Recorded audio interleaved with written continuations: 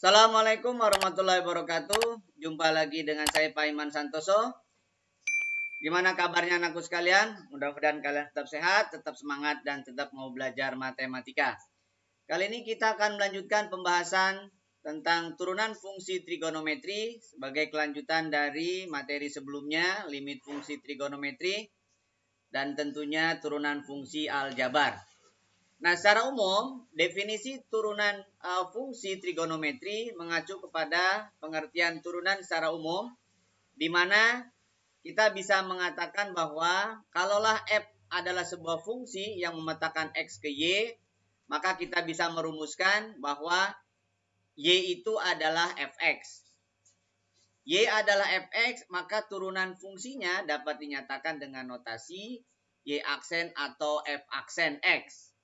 Atau boleh juga dinyatakan dalam bentuk dy dx, derivatif fungsi y terhadap x, atau df dx, derivatif fungsi f terhadap variabel x. Nah, definisi y aksen f aksen itu dinotasikan dengan limit h menuju 0, fx plus h dikurangi fx per h. Atau Leibniz melambangkannya adalah dy dx itu adalah limit delta x menuju 0, fx plus delta x dikurangi fx dibagi delta x. Itu secara umum Leibniz menotasikan demikian. Oke, kita akan awali dengan rumus trigonometri yang pertama.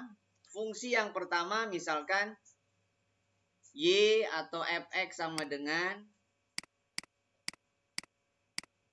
sinus x.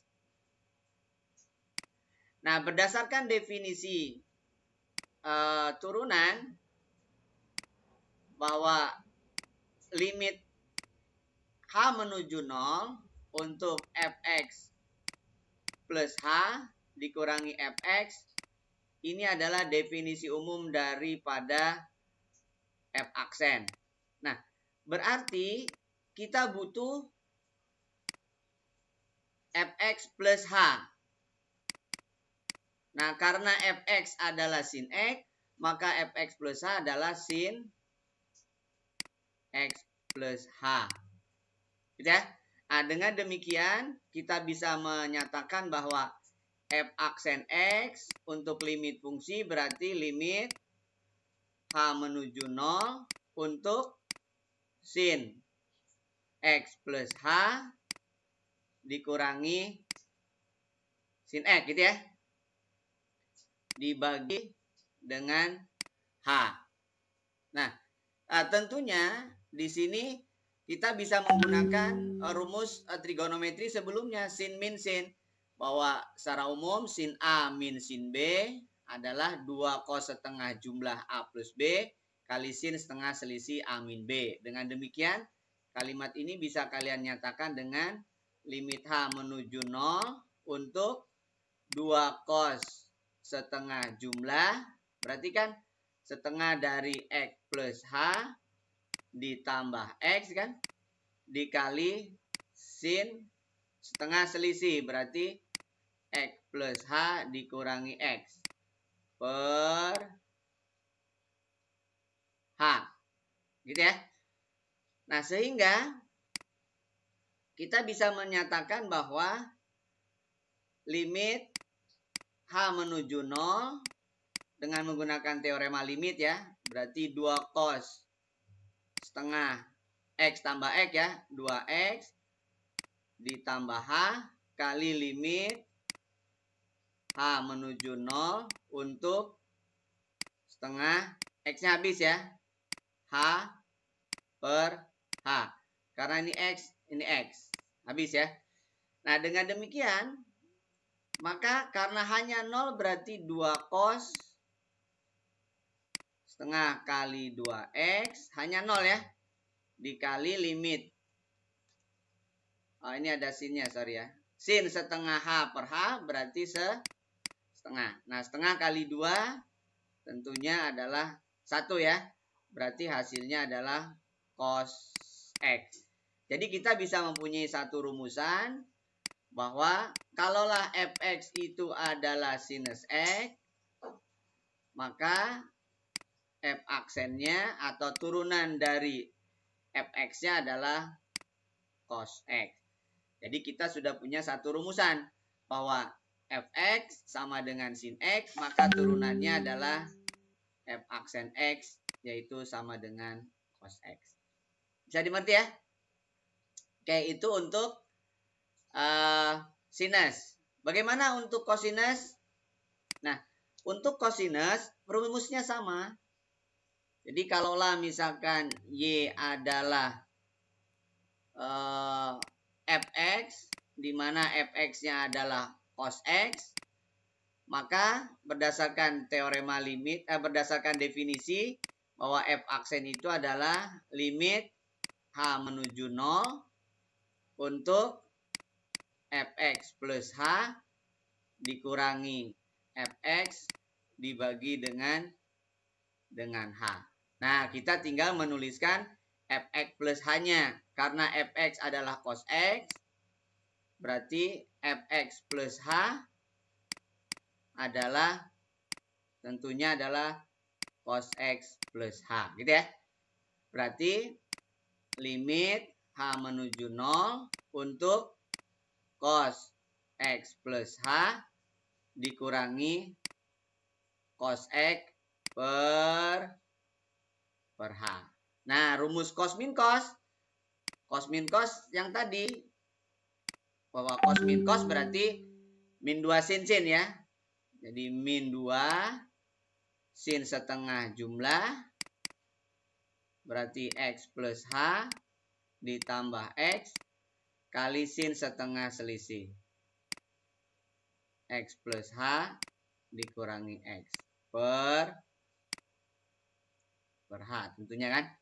Nah, sekarang kita gunakan teorema limit, bahwa limit H menuju 0 min 2 sin setengah jumlah ya, berarti 2x plus H kali limit H menuju 0, X-nya habis ya, berarti sin setengah H dibagi H ya, karena X-nya habis. Nah, berarti kita sudah punya nilai nih, hanya 0. Berarti min 2 sin setengah kali 2 ya. Berarti setengah kali 2x. Yang ini berarti nilainya setengah. 2 kali setengah berarti 1 ya. Jadi min sin setengah kali 2x berarti sin X. Berarti kita punya kesimpulan bahwa fx adalah cos X. Berarti turunannya adalah min sin X. Oke, kita sudah punya dua rumus nih untuk fungsi fx sama dengan cos X. F aksennya berarti min sin X. Dan yang tadi fx sama dengan sin X. Berarti f aksennya adalah cos X. Gitu ya. Nah, kita tinggal satu bentuk trigonometrinya lagi. Ada sin, ada cos, berarti ada tangen. Nah, untuk tangen gimana? Nah, boleh menggunakan rumus fx min fx plus h min fx per h. Boleh juga menggunakan rumus dalam teorema limit, teorema turunan yang sudah ditentukan. Misalkan begini, karena turunan sinus sudah ada, turunan kosinus sudah ada, maka untuk menggunakan tangan kalian bisa menggunakan cara lain untuk mendapatkan rumusnya.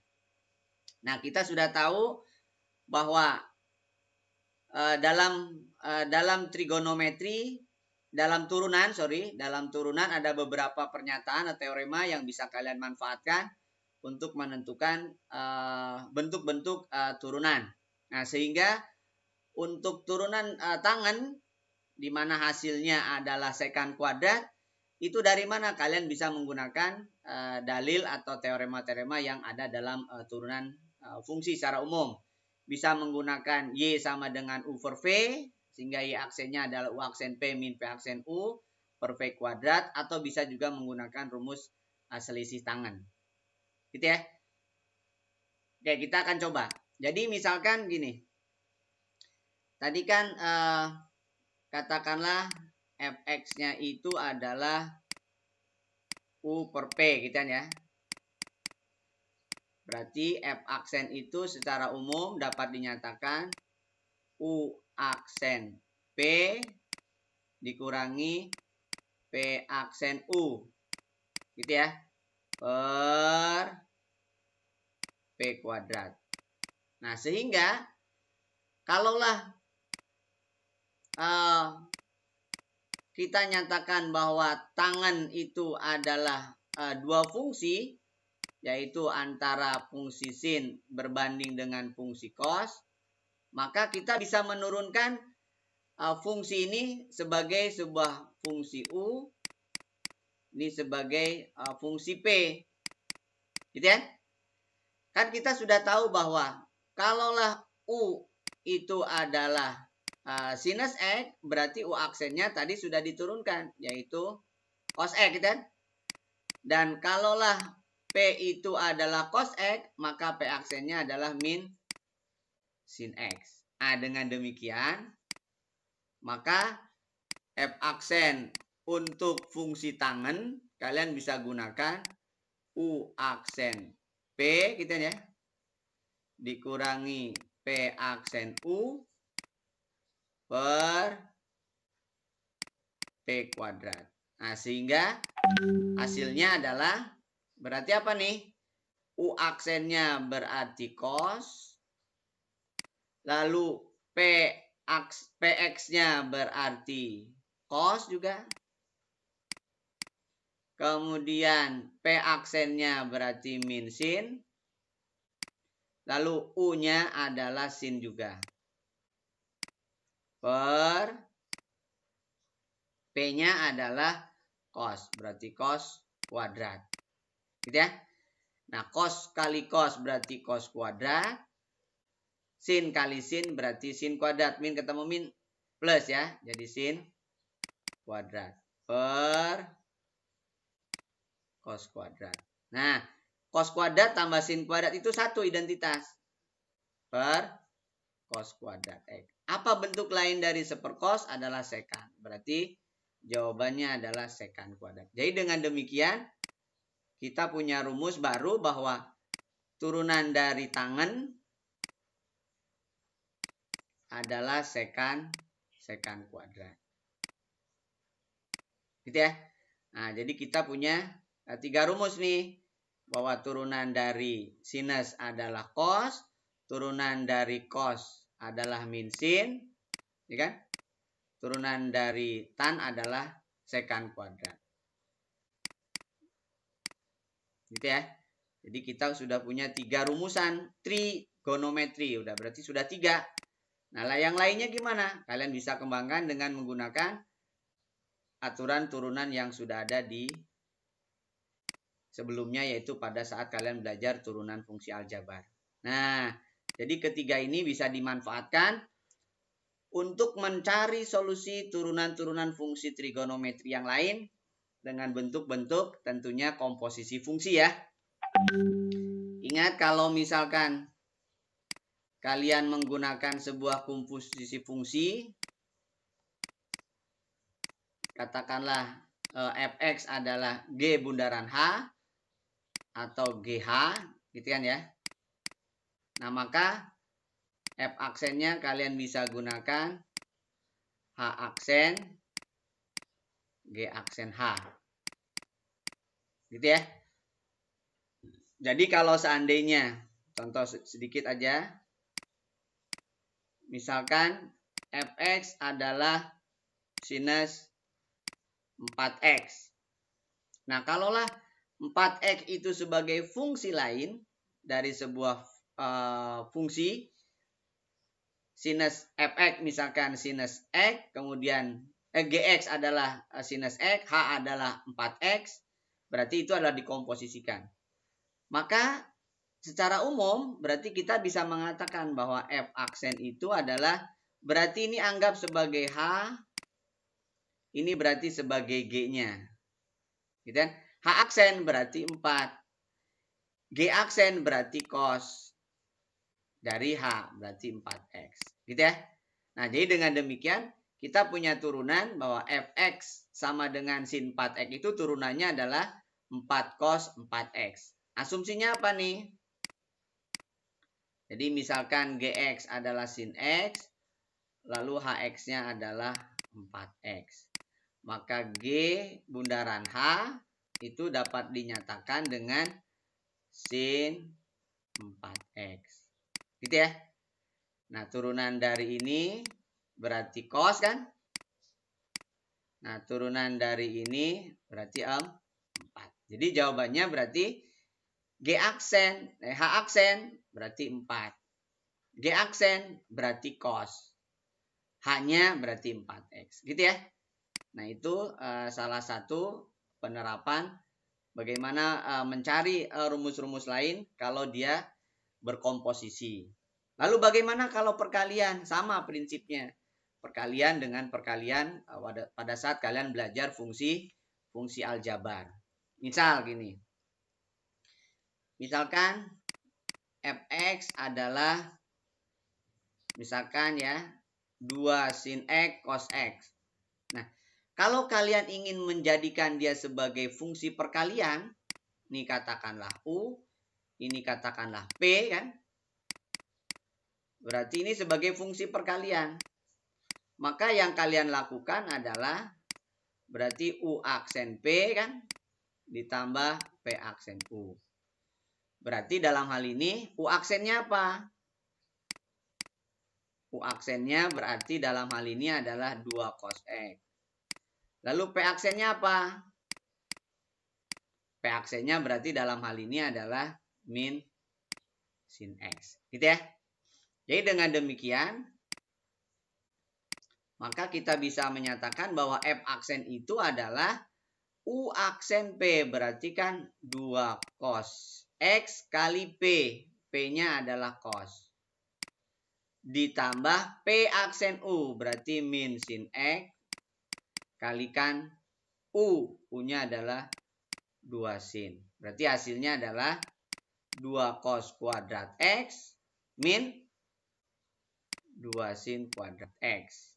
Gitu kan? Itu turunannya.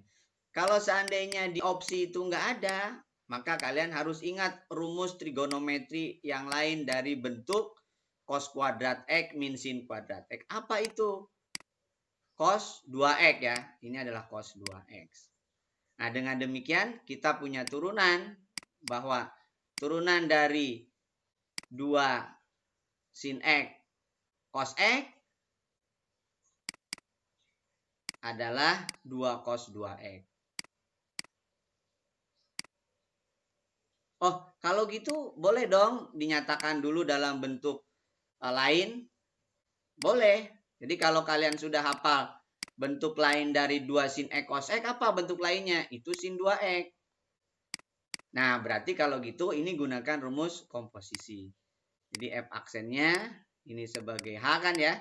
Turunkan berarti 2. Turunkan sin berarti cos 2X. Itu juga boleh. Gitu ya. Jadi boleh menggunakan ubah dulu rumusnya, baru turunkan, atau turunkan dulu baru ubah rumusnya. Jadi prinsipnya sama. Ini adalah sama saja. Bisa dimengerti ya? Nah, jadi kalian bisa menggunakan rumus-rumus trigonometri yang sudah ada. Jadi perlu diingat kembali tentang rumus-rumus trigonometri. Pada saat nanti diperlukan, maka kalian bisa langsung menerapkannya. Oke, saya kira itu dulu untuk awalan sebagai basic atau pembuka untuk mencari rumus trigonometri, sinus, kosinus, dan tangan, serta beberapa kemungkinan. Maka tentu prasyarat untuk bisa mengerjakan limit turunan fungsi trigonometri ini tentu ada kaitannya dengan rumus-rumus trigonometri yang sudah kalian pelajari sebelumnya. Sekian dulu dari saya. Mudah-mudahan bermanfaat. Assalamualaikum warahmatullahi wabarakatuh.